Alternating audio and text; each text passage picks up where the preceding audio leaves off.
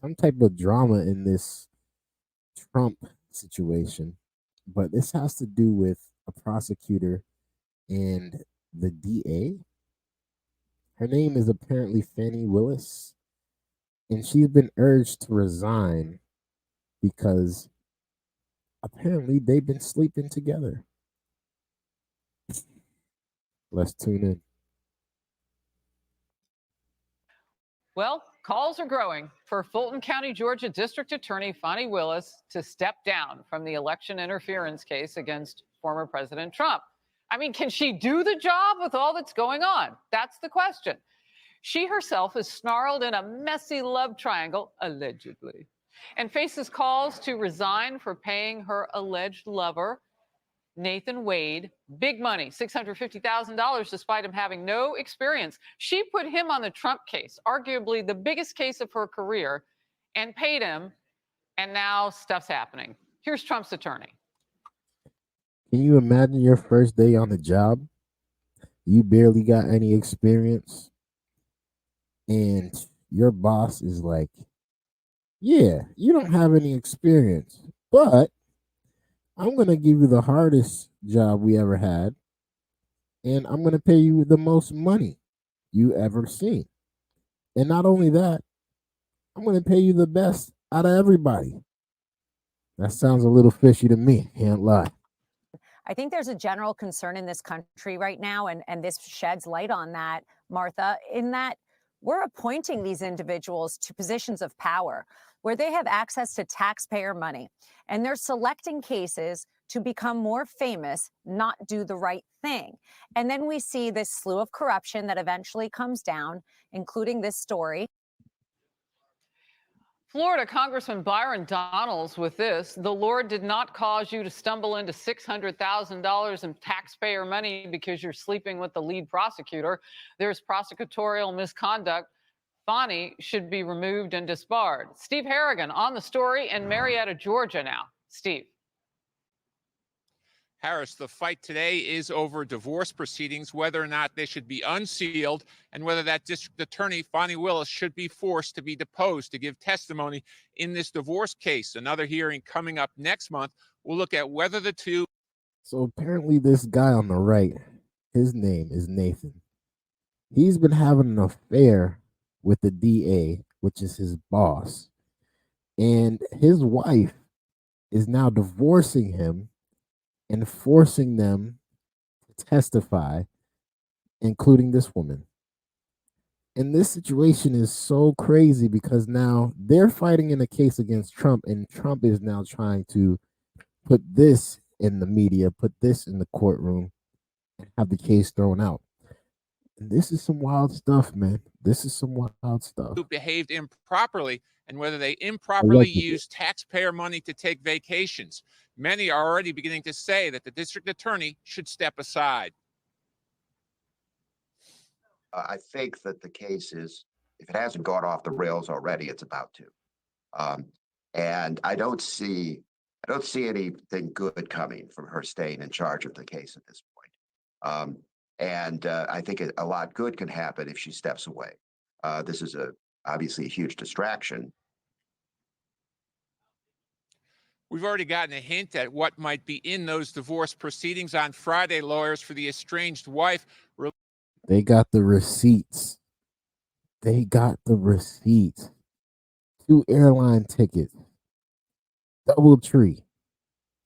They got the receipts. Man, if I was her, man. Released bank statements that show Nathan Wade bought plane tickets for himself and Willis to go to Miami, to go to San Francisco, to take a Caribbean cruise, and to rent a hotel in Napa Valley, California. Harris, back to you. Steve Harrigan, thank you. Charlie Hurt, now Washington Times opinion editor and Fox News contributor. Now, some of those receipts that he was talking about from the travel came directly because the estranged wife, Joycelyn Wade, that's in part of her filing. And Fani Willis is accusing Wade, Joycelyn, of harassing her and damaging her professional reputation. Like allegedly sleeping around, didn't do that.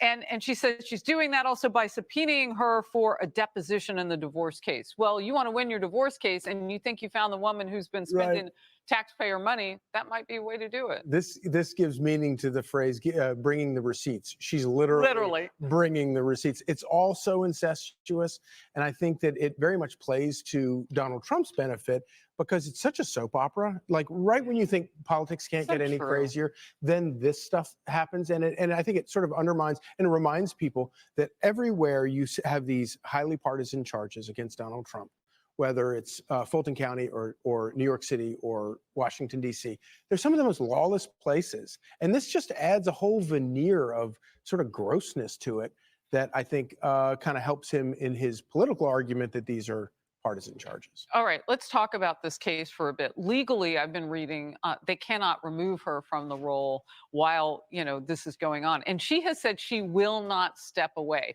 So then they would need to put, and by the way, Nathan Wade, her alleged lover, worked as a municipal court judge, mainly in traffic law and family law.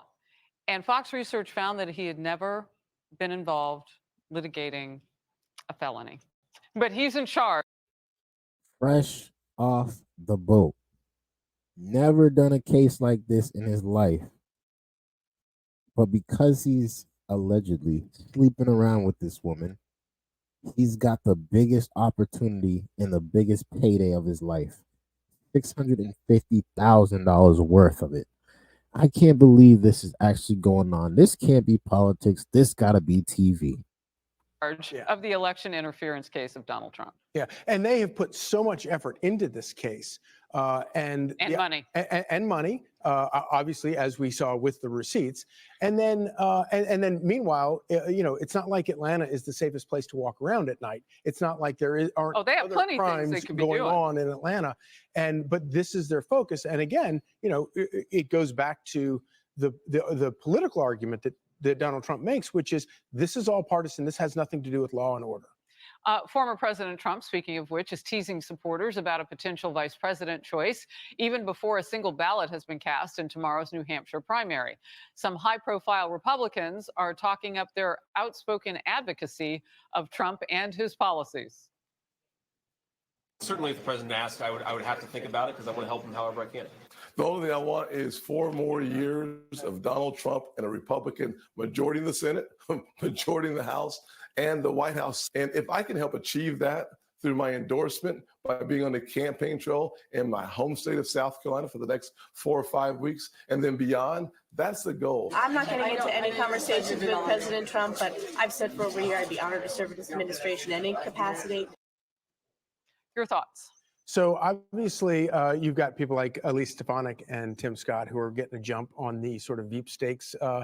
They're doing their best to sort of audition for the job. Do you see either one of them based on what you know about Donald Trump? Well, of course, anybody who says anything about whether they think they know something doesn't know what they're talking about, because I don't think even Donald Trump, he sort of hints that he has somebody in mind, but I think that is a he's very good at keeping people interested and keeping people, My man got a very, very large forehead.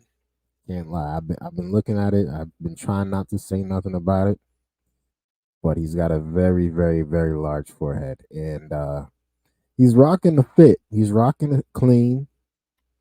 His hair is well combed, but the forehead is just huge. That's all I gotta say. Keeping the attention, keeping the marketing. Marketing. Genius. So I think that the big picture, he's got an embarrassment of riches. A lot of people are saying that trying to discount Ron DeSantis. I don't think you can discount Ron DeSantis. Oh, now that's interesting too. I think that if you look at what he said about Ron DeSantis, it's politics. You get strange bedfellows. People make up. If it's in Donald Trump's best interest in the summer to hook up with Ron DeSantis, he will. I will say, however, I think that his comments about Nikki Haley were rather Sherman-esque. He said, she's not presidential timber. He said, and then he went further to say, I'm saying this so that you can hold me accountable to the fact that I said this. And it was almost sort of like a pledge. And I always look at these things, when he discounts somebody, can you use those words in an ad against him? You could use the Nikki comments against That's very interesting. I don't know who told this woman, Fani Willis, to sign up for this case,